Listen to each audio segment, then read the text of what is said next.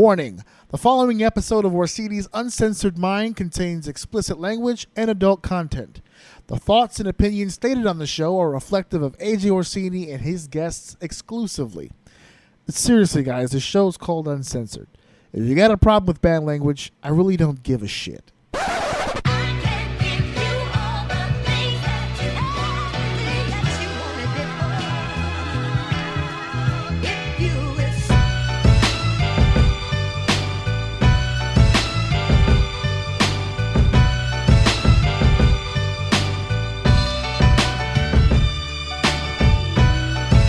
Welcome to Orsini's Uncensored Mind, and now your host, AJ Orsini.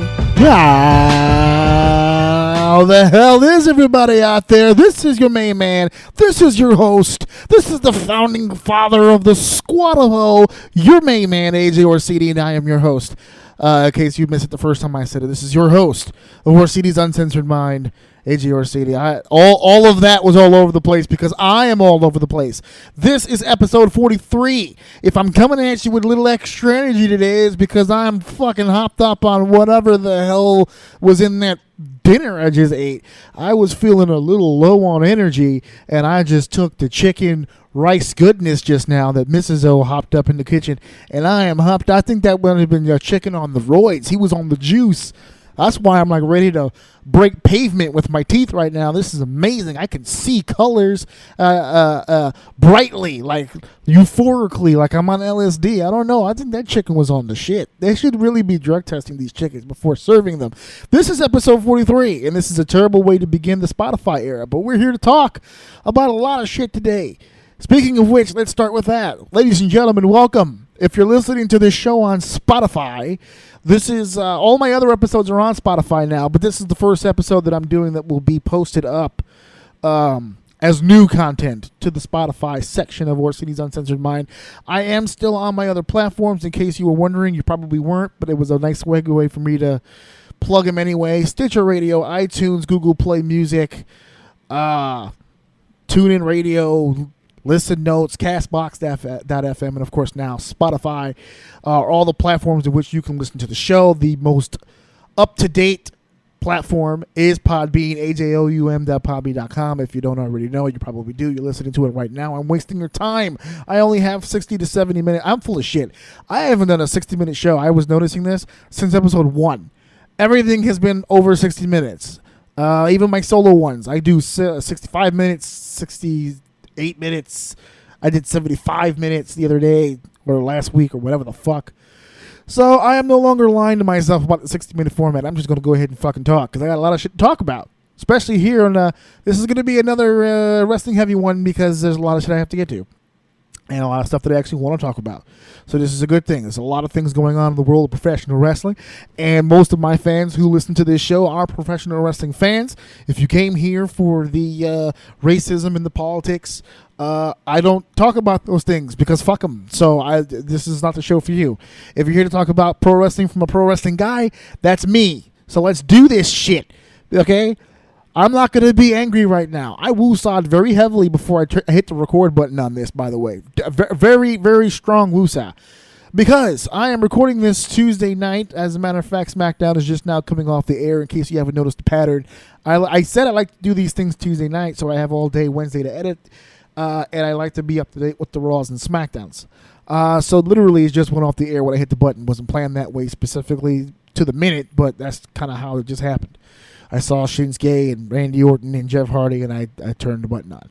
So, I have a whole list of shit in front of me that I want to talk about. Before I get into it, I need to talk about something that happened on social media with me. So apparently I'm stupid. I'm stupid, and I don't know what I'm talking about.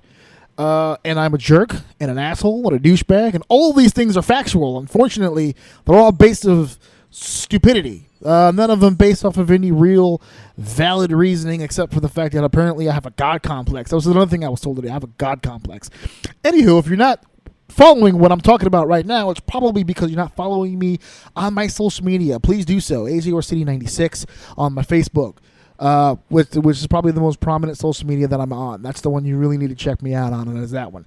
And apparently I am an asshole, and I'm going to explain why. So, we had a pay-per-view this past Sunday. WWE provided us with a great deal of entertainment in Extreme Rules. I saw the pay-per-view. For once, I saw it live. I normally don't get a chance to see them live anymore because, reasons. But this one I did see live. And didn't love it, didn't hate it, kind of in the middle. There was some good stuff, there was some bad stuff. It's whatever. It wasn't a terrible show. I went along with my life, no problem.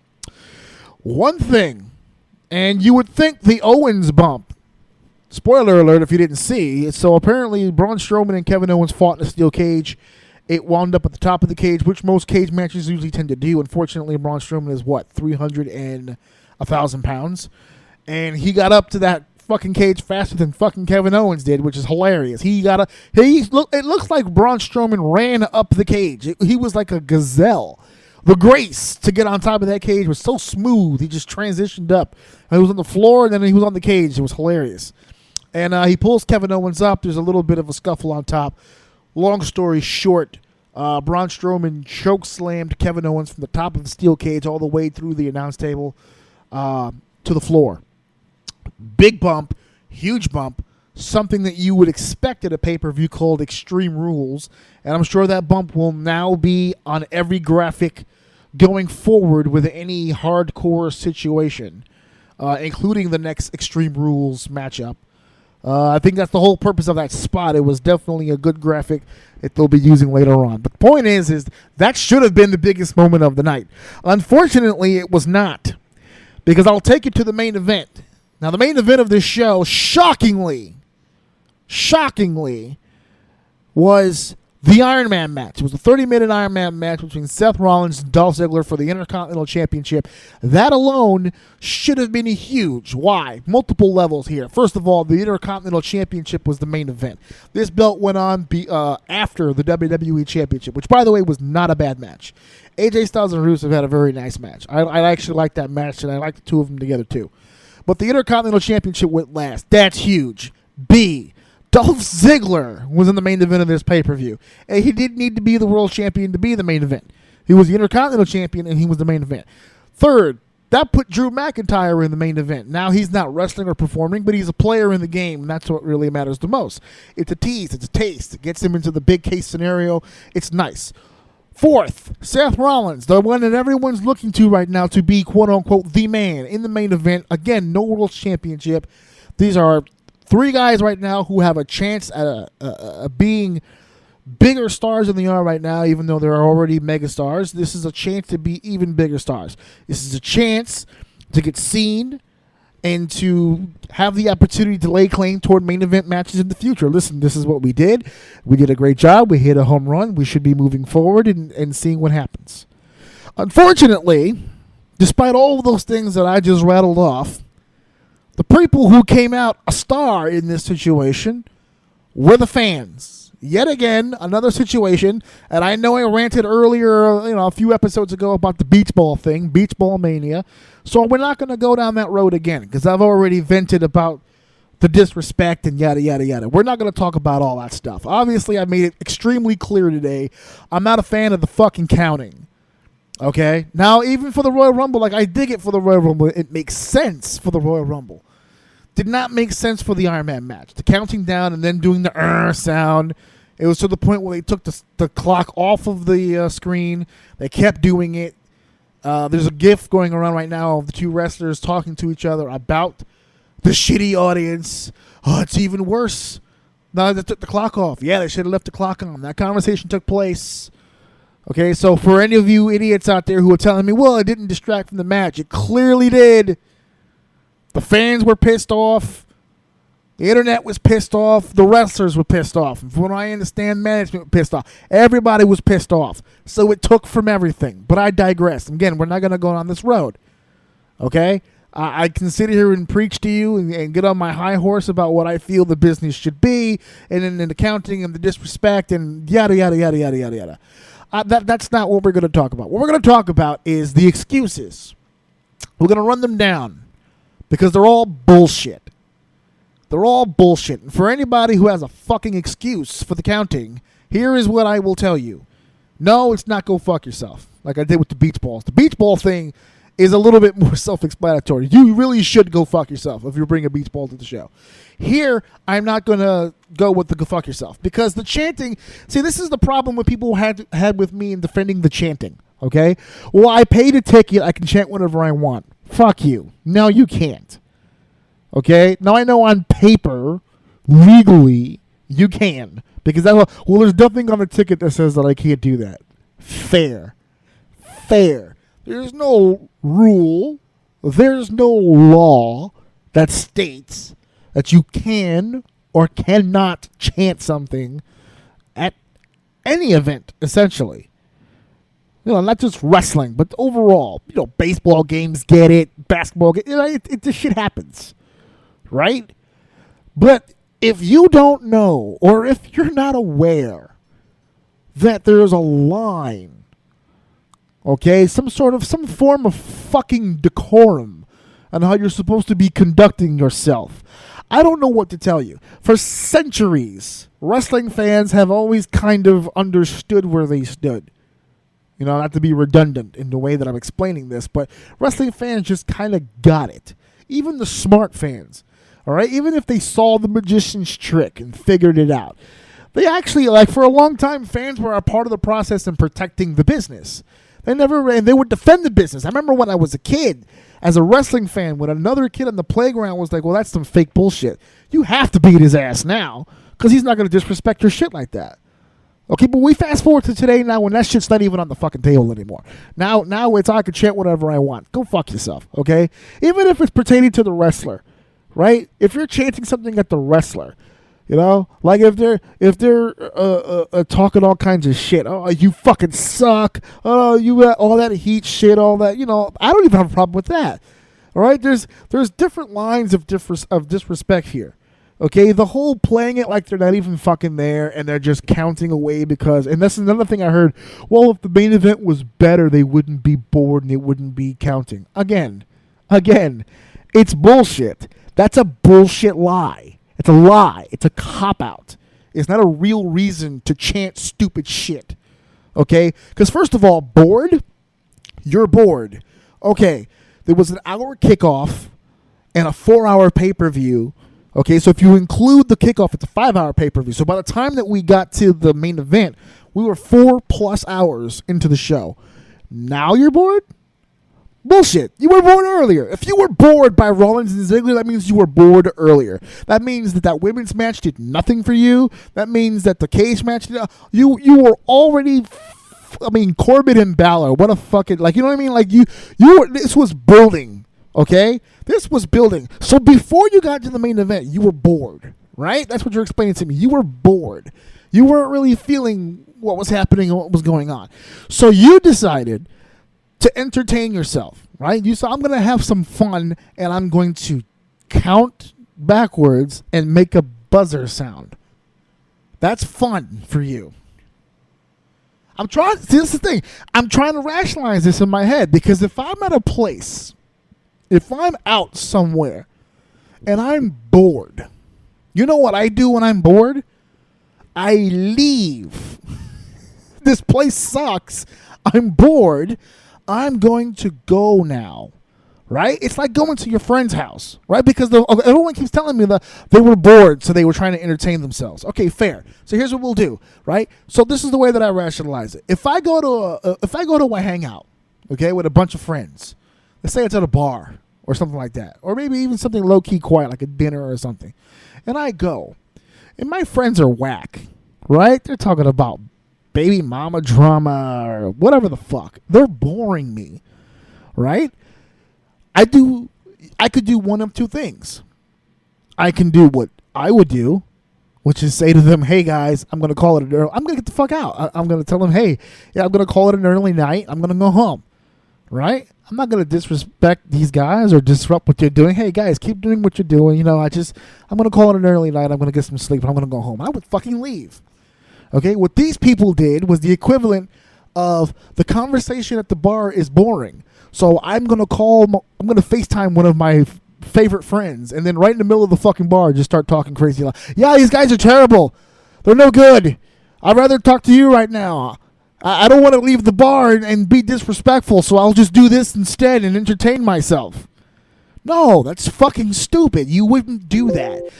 You don't find yourself in situations where I'm bored, so let me fuck it up for literally everyone else. That's not a reason to be doing this shit. Okay, and I don't want to harp on this for the whole show. I just wanted to bring it up because it was something that was discussed online. And to be honest with you, after all the yelling and screaming that everybody did at me, I wanted to confirm, because I already confirmed it online, and now I'm going to confirm it on the show. My opinion about that shit has not changed one fucking iota. It was disrespectful, it was disgusting, and I hope we never see it again. But I know that we will, because that's the wrestling audience of today. Not everybody. Not everybody. And don't give me this other bullshit. Well, we don't see it in New Japan, and we don't see it in Ring of Honor, and we don't see it in all these other places. It's just, the WWE's not listening to us. That's also horseshit. I hear it at Ring of Honor events. I hear it at New Japan, and that's not just me. This is for people. This is also people who go to these events and confirm this shit. This shit is rampant. This shit is everywhere, because wrestling fans today go everywhere, and this is what happens. It happens less in the other promotions, but then again, the other promotions don't advocate it. WWE advocates this shit. They love it. They love when they claim they do. I'm sure there are some situations like this past Sunday on Extreme Rules where they were not too fond of it, but they gave the fans a slammy for it. They had a whole 24/7 WWE documentary or whatever about the Monday after WrestleMania and how crazy the fans get. They poked the bear. They basically gave permission for these people to do this stupid shit. And now in the process, as per usual when it comes to the human race, they were given an inch, so they're going to take a planet. They're going to move all the way across. They're going to go as far as they fucking can with this and just beat it into the fucking ground. I can chant whatever I want. Cool. That I can call you a dick at any time that I want. People will try to turn this shit around on me. Well, that's the way you conduct yourself. You can't hold anybody to your standard. They're different people. They can do whatever they want. Fine. I am not going to begrudge you of that. But if you can sit there and chant like an asshole, and you have the freedom to do that, I have the freedom to call you a fucking asshole for what you're chanting. That's how that worked. It is a two-way street. And you can't turn the shit around on me and tell me that I have some sort of a God complex, that I'm only in favor of the chants and the responses that are favorable to me. No shit, Sherlock. Of course I'm going to be more favorable to fucking comments and chants that are favorable to the fucking show. Because it's got nothing to do with me. It's got nothing to do with me. It's got everything to do with you are an extra on a television show. You're a part of the crew, essentially. Even though you're a paying customer, you're a part of the crew. That's why when people say, well, what are they going to do about it? Not come there. That's what they're going to fucking do. That means the little kids of Pittsburgh who are trying to get a fucking WWE event will now have to travel to Harrisburg or to any neighboring Cleveland, perhaps, maybe even Chicago. Some neighboring fucking major city that's going to have a WWE event, because it ain't going back to Pittsburgh.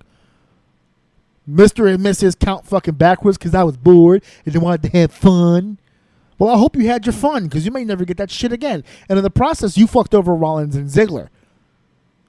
Because now, immediately, the management's going to go, well, look, we've been hearing all the time online that Rollins and Ziggler need to be used more. We put them in the main event, and these motherfuckers are online talking about they're bored. So that's it for that. That's it for that. And boy, they didn't waste time, right? Because the very next night, who's back in the opportunity to be in the main event?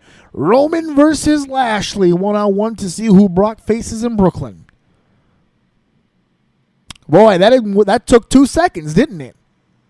That took 2 damn seconds.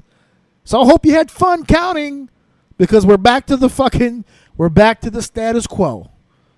We're back to the status quo now. So I hope you guys had fun. I hope it was all worth it. Instead of just showing your ultimate power, which was walking out. Somebody asked, well, what would you have them to do besides chanting? Walk out? Yes. I would very much like that instead of the fucking chanting. Walk out. The chanting means nothing. It does nothing. It moves no meters. None. Because the same people who are chanting, okay, are buying the tickets, are helping sell these arenas out. And because they're chanting, they're not leaving. So the building's full the entire time. And when they're not in the building chanting, they're at home watching it. How do you think the Fox deal happened? Ratings. They get ratings. So people are watching the show, people are attending the show, and people are refusing to leave the show. So why in the fuck would they change what they're doing if everything that they're doing is indicating that everything is going well? This is going to be one of the highest financial years in WWE history. They're making money hand over fist. The ratings, while not nearly as good as they were in the past, are still good for TV today. Across the board, 2018, WWE is still one of the highest rated shows on TV. Hence, the Fox deal. Now they're going to broadcast TV. The network subscriptions are up, not down. They're up. Not by much, but up. Every indicator across the board that would give you the indication that the WWE is either a failure or a success is all leading towards success. And you're chanting because you're bored, and then you go online and tell everybody, this show sucks. This show always sucks. I don't want to watch this program anymore. I'm a New Japan guy. I'm a pro wrestling fan. Fine, be a pro wrestling fan. Okay, but I said this weeks ago when I had my rant about the anti-fan. There are millions of people. I know this is hard to believe. I know it's hard to fathom because in your world, everything that you want to do is based off of you.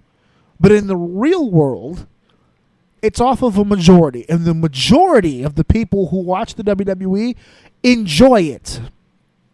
I know it's hard to fathom. Believe it or not, I'm not in that group. There's a lot of things that I see in the WWE I'm not a fan of.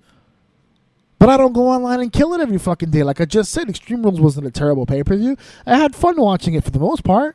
I was sitting here with my wife. We were doing things along the way. It was there. We were watching it. It was fun. It was fine. Decent pay-per-view. It got me ready for SummerSlam. Okay? But I mean, that's why I said, they asked me earlier, would you rather them just walk out? Yes. Because after all those things that I just listed that did not work, you know what would work? You know what would work? Empty seats. A string of empty seats. You know how horrible it would be for them to do a live network special or even get on Fox finally and have no one sitting in the seats? Have empty chairs? Do you know how devastating that shit would be? They're already, for a little bit there, I think it was around last year, right? They were already having issues with seats where they were starting to condense people on the hard cam side. They were having ticket issues. Now they're not. Or at least not as much. They're smart. They're not going to every town like they used to before. They're sticking to the towns they know they can sell out in and make the most money. SummerSlam weekend's completely in Brooklyn, New York. Completely in Brooklyn. Same thing with the WrestleMania weekend. All their Big Four shows now, they do like this whole gaggle of shows for like a whole fucking week. Finances is up. Business is up. If you're fucking mad at the creative, do something about it that isn't disruptive. Because the only thing that chanting did was fuck up the people next to you. It didn't fuck up the WWE. They don't give a fuck about your chants. It annoyed them a little bit, sure. But they'll be over it. Just like they were over it the next fucking night. And they said basically if you're gonna shit on your own ideas, because this was your idea, all right, those two are supposed to be something special, right? Rollins and Ziggler, those are your guys. If you're gonna shit on your own guys, then we're using ours. And now we're back to the status quo. Hey guys, Orsini here, and if you've been following my show for the last few weeks, then you know that I've been on a bit of a weight loss journey. And as with every journey, there are bound to be a few bumps in the road. And for me, those bumps in the road always happen to be finding time to get to the gym. I know that's something you can relate to. That's why when I was helped out by my boy Michael Buckley, he gave me the information that I knew I had to report to all of you, the squad of O. Because see, my man Michael is the owner, founding father, if you will, of Buckley Body Solutions. It's an online personal training service based on your current fitness level, your needs, and whatever it is you feel you want your goals to be. It's a monthly program, 3 workouts per week specifically created for you. The detailed charts, photos, video demonstrations of each exercise, communications through text and email. There's a lot of things going on with this service. It's the new up-and-coming service. He's the new up-and-coming personal trainer. You've got to get on this. All you need to do is go to his website, buckleybodySolutions.com. You can even email him directly at michael@buckleybodySolutions.com. And get this, folks, get this, specifically made for me, and which means it was made specifically for you.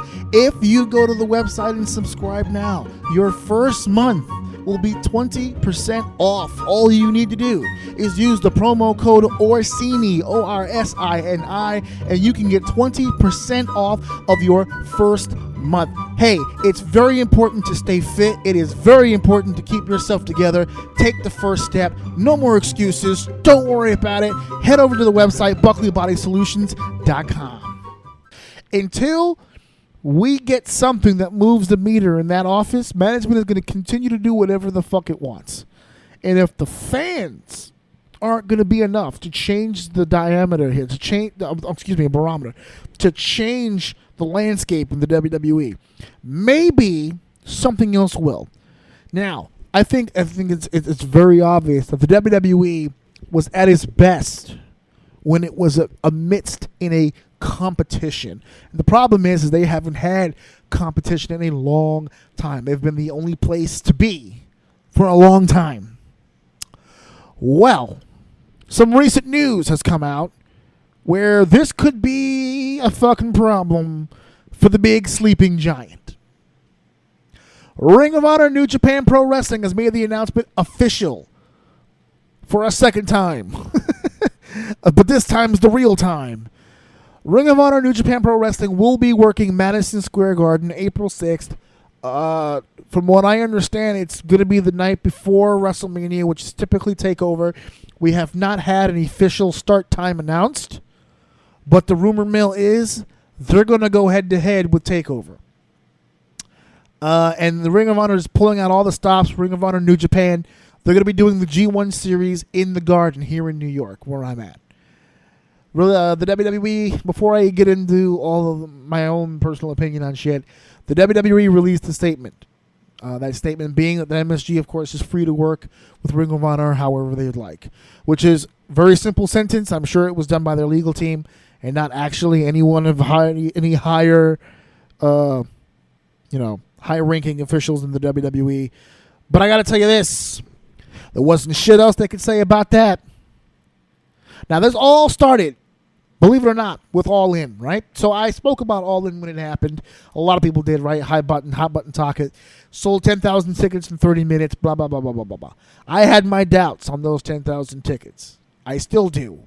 But I supported the show anyway because I thought that if the show, it was a good visual that they sold that many tickets that fast, because I was asking the question then. And by the way, I still haven't gotten an answer on it. But the question that I asked then is, no other indie company has been able to do that. So what did he do that was different from literally everybody else?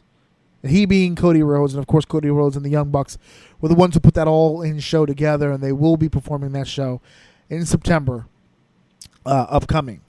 But what did they do to create that kind of success on that one show? And I still haven't gotten a clear, concise answer on it from literally anybody. But the hope that one show would be a beacon for other shows to have the balls and the guts to step up and do something huge has, as of right now, come to fruition.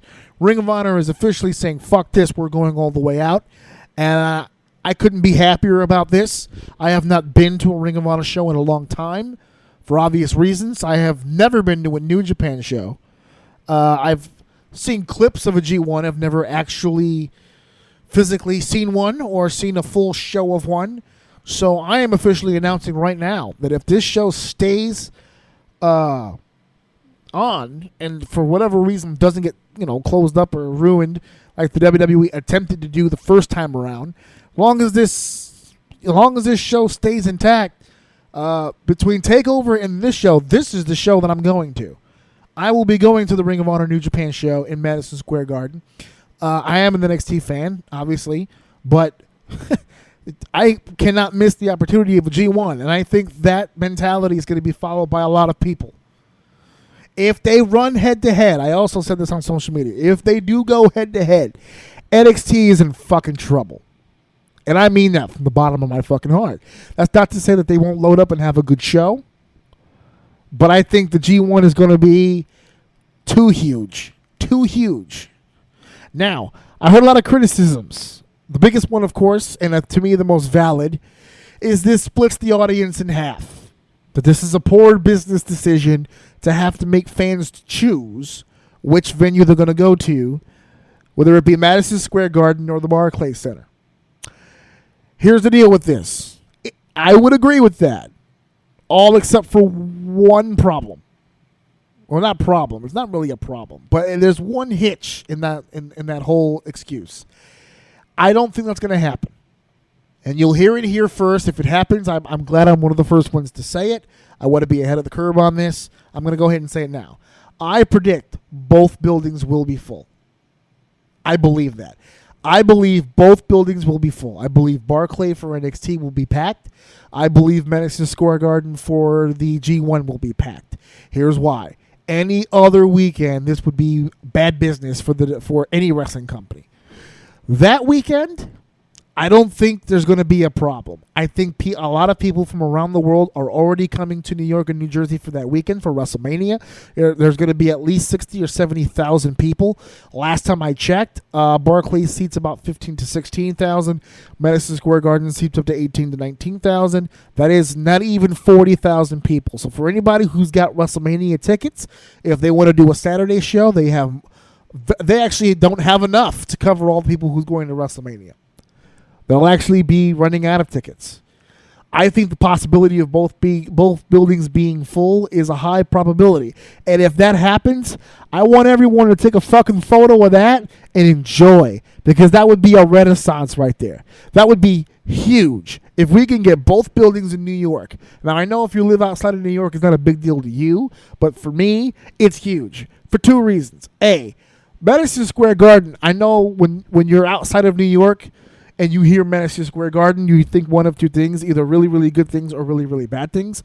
As a New Yorker, Madison Square Garden does not have the cachet it once had, the magic, so to speak, the Mecca, the world's most famous arena. I don't really subscribe to that. There's not a whole lot of shit going on at the Garden anymore. The Knicks are trash. The Rangers have been up and down. It's not exactly a great venue physically, aesthetically. I mean, it's not exactly the cleanest venue in the world. It's not the Madison Square Garden of old, when it was rocking, when the building was rocking, when the Rangers were winning cups, when the Knicks were in the finals. I mean, that building used to be a place almost like a haven for sports and athletics. Even the WWE, SummerSlam Highway to Hell was there. Survivor Series 2002, which may not be a huge show, but for me it was huge. I mean, the Lesnar show, a lot of stuff going on. Royal Rumble, was it 2000? Royal Rumble 2000. Cactus Jack, Triple H. I mean, there's been some really awesome memories in that building wrestling-wise as well. But they don't go there anymore. The WWE used to have a stranglehold in that building for years, going back to Vince's dad, Vince's grandfather, going back all the way since the beginning of Madison Square Garden. There's always been a WWE representative there. This is going to be the first wrestling promotion to run there that isn't owned by Vince. And that's huge. That's why I think the statement went out for the WWE. Okay, Madison Square Garden is free to work with whoever they want to work with. Well, what the fuck else are they going to say? They're never there. So obviously these people are going to work with whoever the fuck they want to work with. Duh.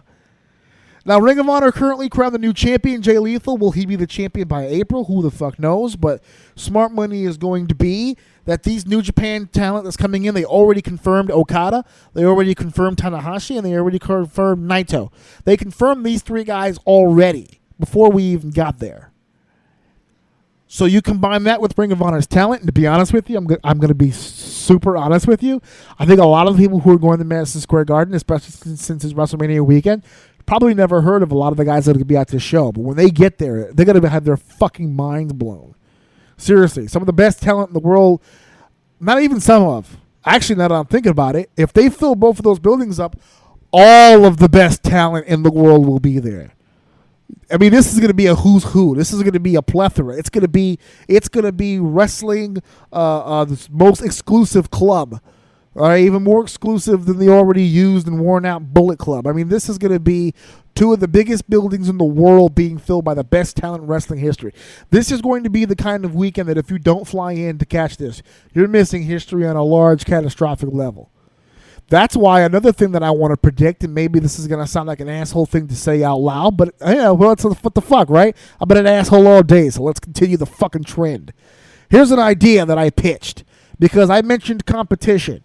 Perhaps them, Ring of Honor and New Japan going to Madison Square Garden will strike fear into the heart of the WWE and incite competition, right? That's what everyone wants to see. They want to see a fire plug shoved up the WWE's ass. Right? What if we went a different way?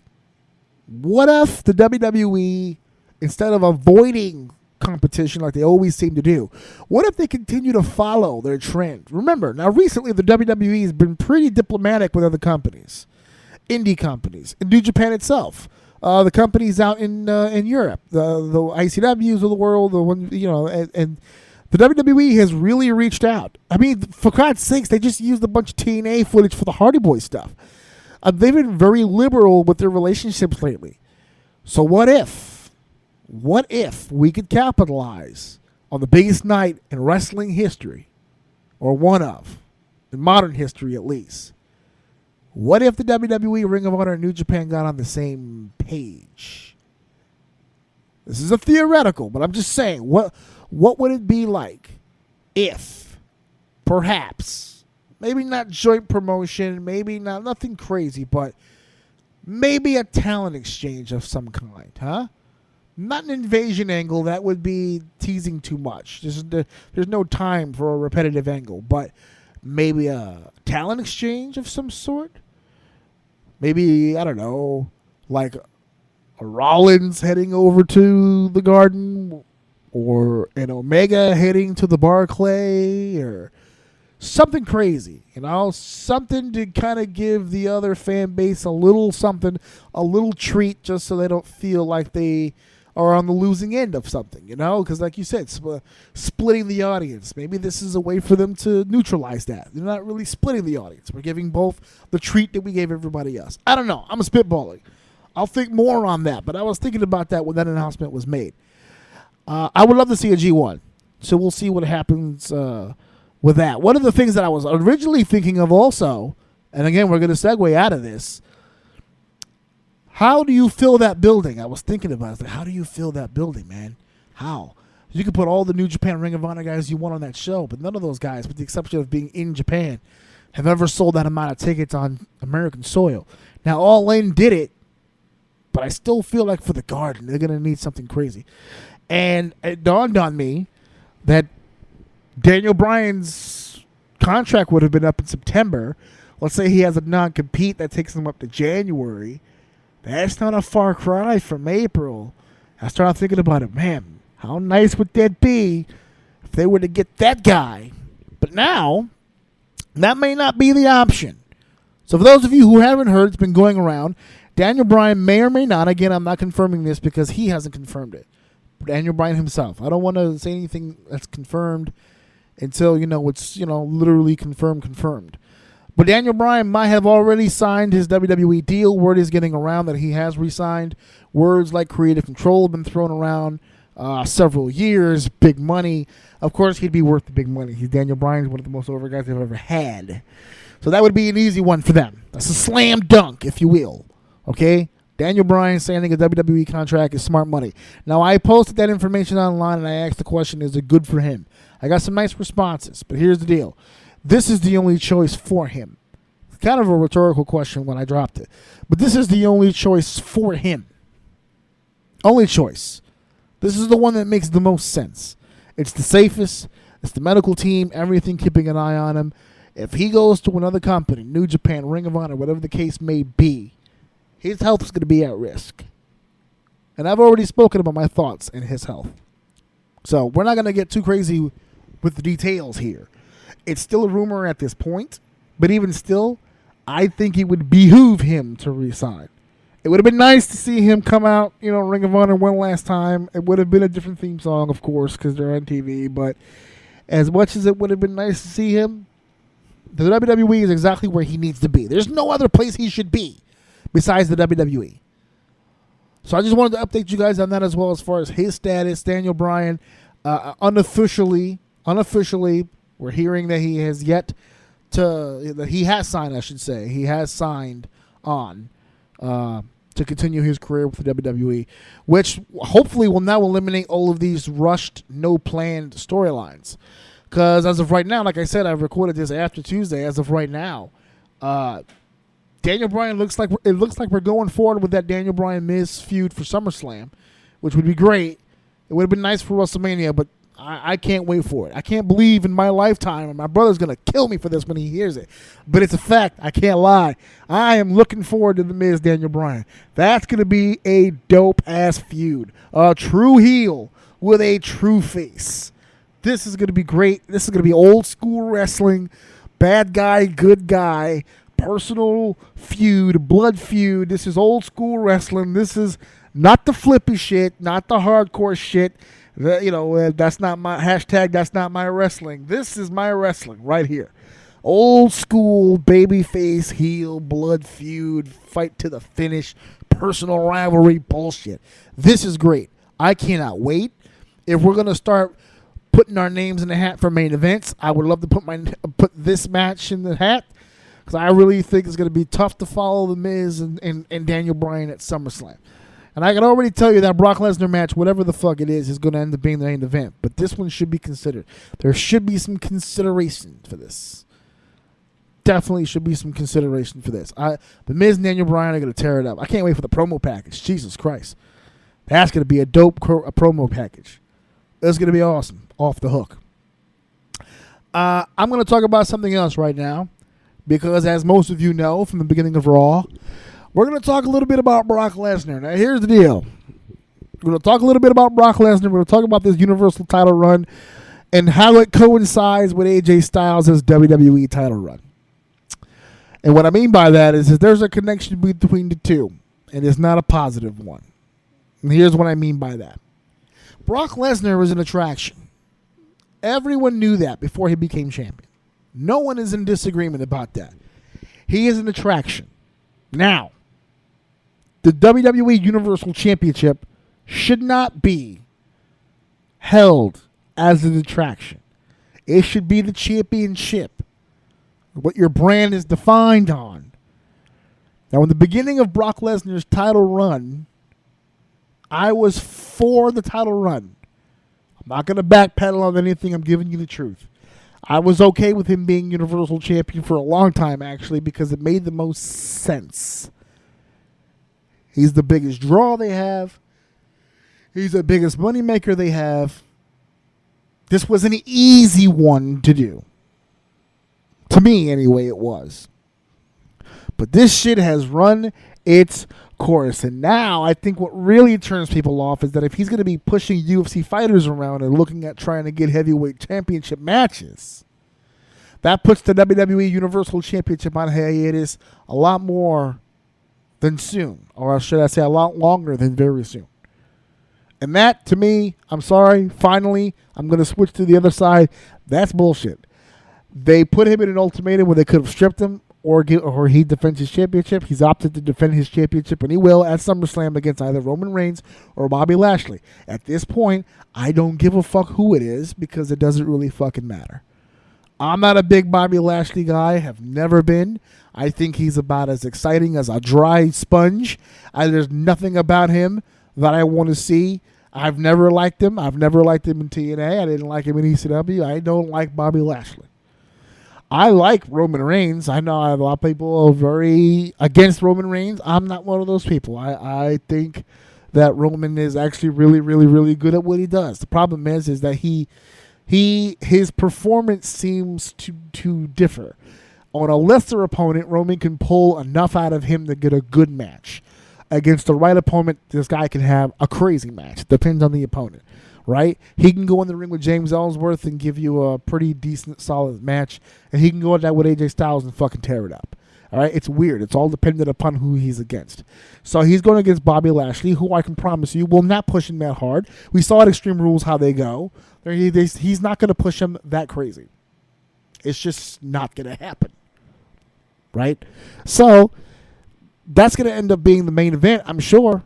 I'm sure it's going to be the main event, but it shouldn't be. It absolutely should not be. Brock Lesnar is done with that Universal Championship. It needs to come off. And the other problem is who does it go to? And we had a nice selection of options on Monday Night Raw this past week. A lot of guys fighting for it. But you know what? Out of those 6 guys, if I had to pick one fucking guy, that belt should go to next. And I know this is going to probably be a hard pill to swallow. Drew McIntyre should hold that championship belt. I am big on Drew. I've been big on Drew for a few years now, ever since his return to the Indies and his ICW days, newfound passion. I had a chance to work with him a few times when he was in Evolve. I got to meet the man, got to know the man a little bit, how great a worker he is, how much passion is in him. I know how hard he's been working. I've seen him put in the work and the time. He deserves it. All those other guys are going to get their chance. I know that's tough to hear if you're a Finn Balor fan, but it's the truth. They're all going to get their chance. This guy has baggage. He may very well only get one shot. And he's going to need to make it a good one. And I know at his size and his style, him and Lesnar would not be a very good matchup. But you know what? I didn't say he should beat Lesnar. I said he should be the champion. Okay, so keep that part in mind. Whoever does beat Lesnar, I think eventually should be beat by McIntyre. There's no doubt about that.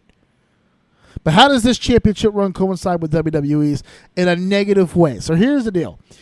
The Universal Championship is a relatively new championship.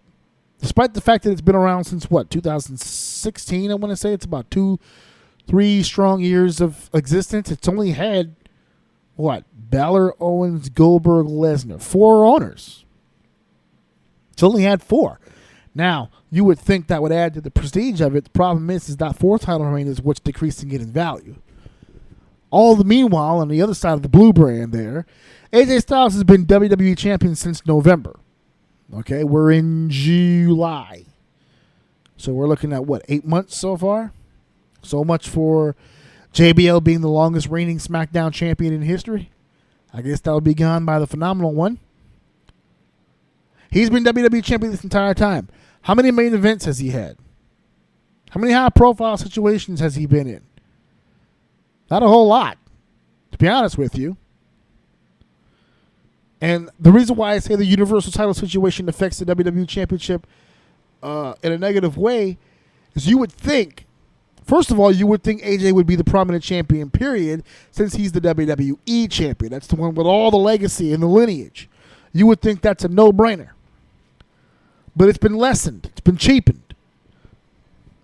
Even with its high-profile feud with AJ Styles and Shinsuke Nakamura. It was not the main event of WrestleMania. It was not the main event of Money in the Bank. It was not the main event of the Saudi Arabia show. AJ Styles has not been the main event since he's been champion. As a matter of fact, I think if you look back at the history of AJ Styles, he probably did more main events before he became champion than since he's been it. And I think that is a direct result of the Universal Championship. Why?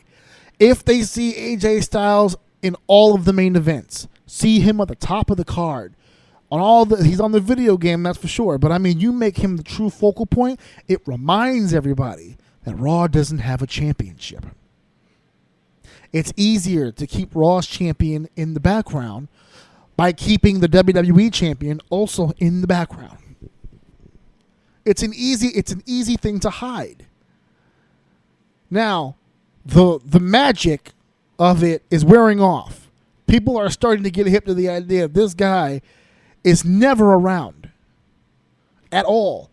It is getting to a point where AJ Styles' matches be damned. That's how good AJ Styles is. He was able to wrestle great matches in the middle of the card and never lose steam. He has been in no main events.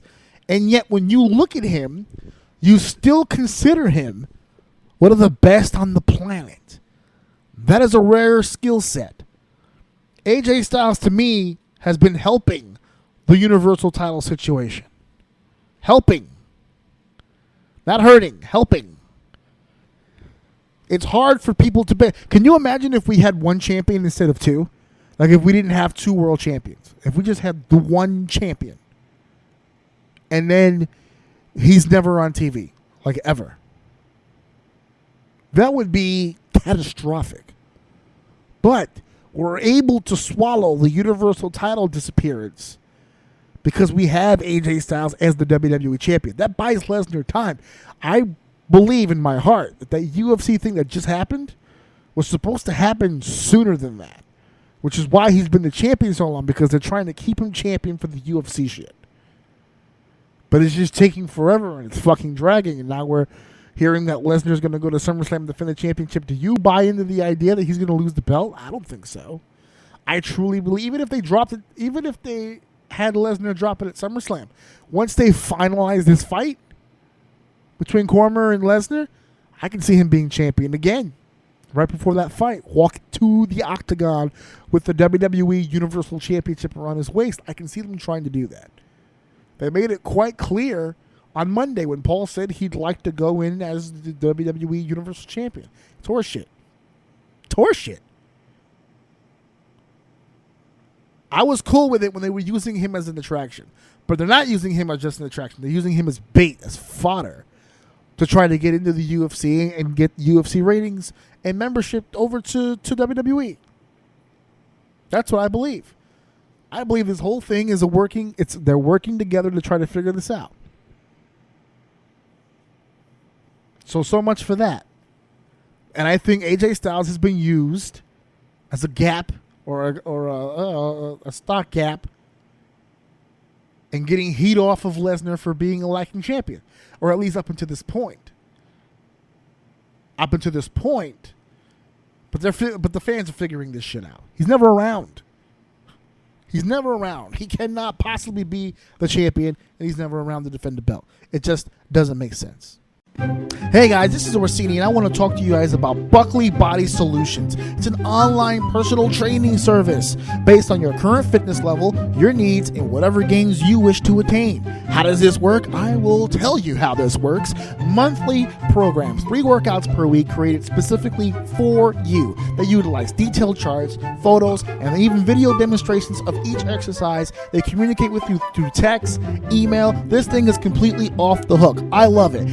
This eliminated a lot of time, me trying to find time to go to the gym. This is a great service. All you have to do is go to buckleybodysolutions.com or email the main man himself, Michael Buckley, by emailing michael@buckleybodysolutions.com. If you act now, thanks to this show, you can get 20% off your first month. That's a discount, brother. All you need to do is type in the promo code Orsini, Orsini, at buckleybodysolutions.com. Hulk Hogan. Oh, dear Lord. Oh, dear Lord. The Hulkster brother. That brother thing has a whole new line of meaning now, doesn't it? For those of you who are culturally unaware, as a friend of mine would say, Hulk Hogan, obviously one of the biggest superstars in wrestling history, was fired from the WWE, released from his ambassador contract, and suspended from the Hall of Fame due to racist remarks that were discussed on a leaked tape involving Bubba the Love Sponge in a lawsuit that was taking place. There was a lot of recordings that were used as evidence to the trial.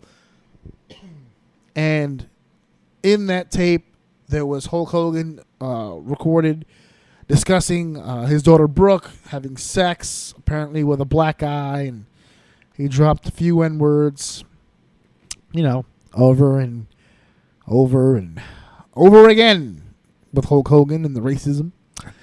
And a lot of people freaked out. They freaked out big time. And they fired him and they suspended him. And that was that. Hulk Hogan was gone from the WWE forever. It wasn't the first time he was gone from the WWE. It's just the saddest time he's ever been, because I think people were really starting to bite into that nostalgia shit when he was here, or when he was in the WWE. But he's back now. He's been reinstated as a WWE Hall of Famer. He got his spot back, essentially, and given a new contract. And he was actually at the Extreme Rules pay-per-view addressing the locker room, talking to people, shaking hands, making the fucking rounds, yada, yada, yada, yada, yada, yada. Now, before I get into how I feel about that situation, let's get into how Titus O'Neil feels about this situation. So apparently Hulk Hogan was making his rounds around the bout, and he was spotted by Titus, at which point Titus had said something along the lines of, why the fuck is that guy here? He was approached by Hulk Hogan. Hulk Hogan tried to say his piece, tried to shake his hand. Titus refused. He packed his shit and he left. He left the building. Now, here's the thing.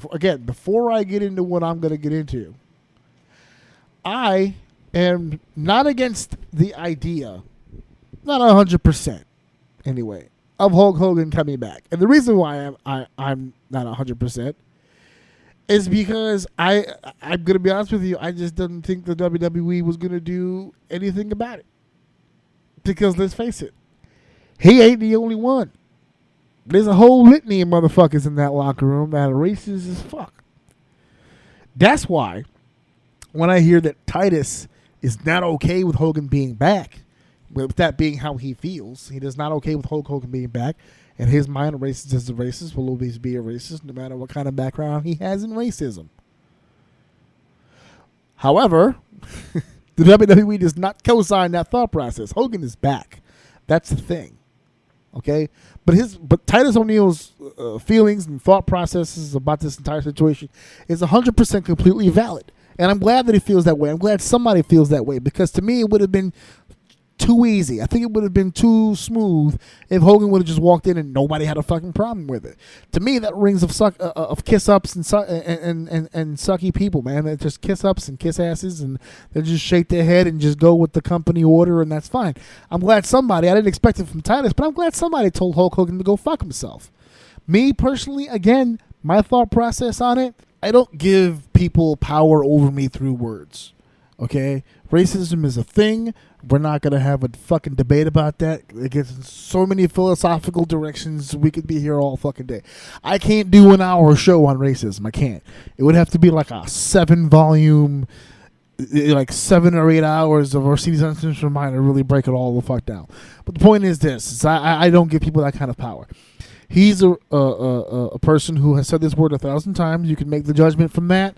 Whether or not he's racist, that's up to you. To me, it doesn't affect my life either way. He's not if he's not racist towards me, or fucking with me, or making my time at work uncomfortable, or all the other stuff. If he's truly rehabilitated and he has seen the light, then fuck it. I don't really give a shit, to be honest with you. You know, especially since he's gone so out of his way to redeem himself and all the volunteer work, yada yada yada yada.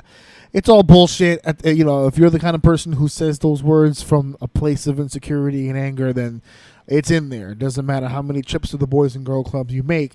You know, a racist is a racist who's got a master's degree in racism, and that's just the way that it is. The WWE has been dead set on bringing this guy back.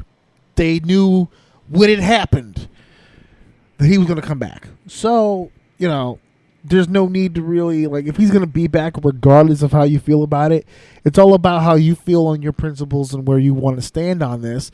And Titus O'Neil said, fuck it. I just because he's going to be here doesn't mean I have to like him, and I don't like him, and that's it. And that's fine. He's free not to. I'm actually glad that he doesn't. I'm glad somebody stepped up and said that. You know, I would have been too easy just to walk in. He doesn't want to shake his hand. Fuck it. He doesn't have to shake his hand. You know, it's a two-way street. Hogan's already signed back, so he doesn't need Titus O'Neil's fucking approval to be back. But Titus O'Neil also doesn't have to bend the knee. You know, he's back there to make amends. If there's no amends to be made, then fuck it, move on to the next person. That's it. You know, people are making a bigger thing out of this than it needs to be. Titus won't be punished for this. Hogan won't be, you know, held accountable for it either. It's just a situation that happened, and that's it. So, a lot of the thought process from the fans, however, are exactly as you would assume that it is, all over the fucking map. People who, you know, they got the fans, you know, people should get over it. or people on the other side of Hogan should never be allowed back in. Everyone is on their own little sides. What side are you on? You can let me know. Head over to the Orsini's Uncensored Mind group and just let me know. We can get the conversation started about that. You already know where I'm standing on that. I think he's fucked up. I would never talk to that fucker again. There'd be no reason for me to do that. There'd be no reason to lie about it either. Do the traditional shaking of the hands, walking to the locker rooms, all kind of like bullshit. No, you go over there and I go over here. You do what the fuck you're going to do. If it was up to me, you wouldn't be here. But it's not up to me. It's up to Vince. And he says you're going to be here. So that's it. I got to deal with it. But I don't have to kiss your ass. I don't have to do anything for you, especially since you're not going to do anything for me. What's Hogan is Hogan going to come back and only put over the black guys now? Is that what the plan is? Or is he going to come back and just be fucking Hogan like he always is? Right? And I'd love a little consistency, by the way, for the people who are like, well, Hogan should never have a job again. For those people who are just shitting on the entire idea that Hulk Hogan should be anywhere near the WWE or anywhere near wrestling, we need to start getting some more consistency, because there are a lot of people in the WWE who have been outed many a day, who have been outed as classic textbook racists that not only have never been touched or never been put in a situation of resignation or any kind of consequence, but they flourish in that company. And I'm not in the position, trust me, I'll never be signed by the WWE, so I'm not afraid to name names if that's what it needs to be. But there's some consistency that needs to be made here, because if you think Hulk Hogan is the only racist in the WWE, I got a bridge to sell you over here in New York. Okay? That WWE management in particular is filled to the fucking brim with them. Filled to the brim. Mark Henry's told stories of being called an N-word multiple times backstage by certain higher-ups. So it needs to be put into consideration by some of you people who are sitting here saying, well, Hulk Hogan should never get a job again. He's a racist asshole. Well, hold the blocks, brother. Hold the blocks, brother. There are other racists who are in this company. So we can't just draw the line at just Hulk Hogan because he's the obvious choice, because he's one of the biggest stars of all time. There's other people who need to be involved in this consideration. So that's that. Hogan's in the WWE. Go ahead and we can try to get that conversation started. He's back. I wish I could make a bigger fuss out of it. And people are really trying to make it. To me, it's not that big a deal. This has been writing on the list. I mentioned it because it's a hot button thing, and it was something that I was talking about, and it intrigued me. But this is something we knew was going to happen a long fucking time ago. A long time ago. When the fucking thing dropped, we knew. Right? So that's that. A lot of stuff going down with me personally. I don't know if you guys have been hearing, but I got a shirt. I got to mention the shirt. Before I go off the air here, I got to mention the shirt. Now, here's the funny thing about this shirt. I'm not going to bitch about it. I'm really not, but I think it's funny because I've been asked a bajillion times if I was going to ever get a shirt or any kind of merch for it, and I finally do. So I want people to know about it. Someone really close to me had said that I've actually been plugging it too much, I guess. I don't know. I don't remember the exact. I just remember getting into a thing about it. But the thing being is that as I push my show, I push the things involving with my show. I am happy to announce that I've got 2 sponsors for the show.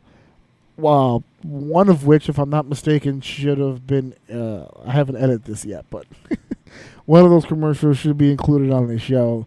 There should be something somewhere in the middle and then somewhere at the end. I don't know. I'm still working over exactly how I'm going to format this because I got a lot of stuff. I did a lot of work recently on this show. Finally, some stuff that I wanted to do for the show got done. A bunch of ads, a bunch of commercial stuff. I've got 2 new sponsors that I'll be making the announcement online the day of the release of the episode, and then you guys should be hearing some of those commercials on here now.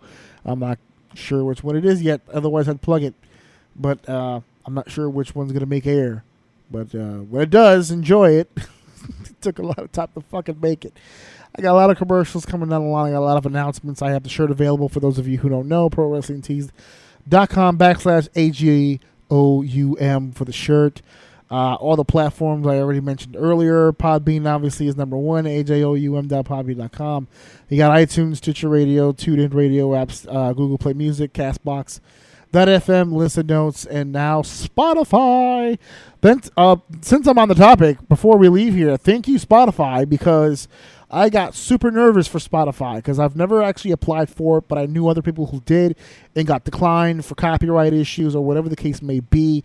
From what I understand, my audio was fine, but I had some graphic art attached to the shows that I had to remove, and unfortunately, and I think this is the first show that's going to do that, I don't have the ability to do the drops, not drops, the cold opens anymore. I can't really do the cold opens anymore for obvious reasons. The material is not my own, so I won't be doing much of that anymore. It was okay for the older ones, but I don't want to push the copyright thing any further than I have to. So to me, the cold opens were the best part of the show. They added some unique audio to the whole deal, and they were kind of mysterious, some of the ones that I chose, even though they were very specific to the episode in which they were attached to. It's a long time coming. So also, there's a disclaimer that you guys heard at the beginning of this. Sorry about that. I have to put a disclaimer on again for content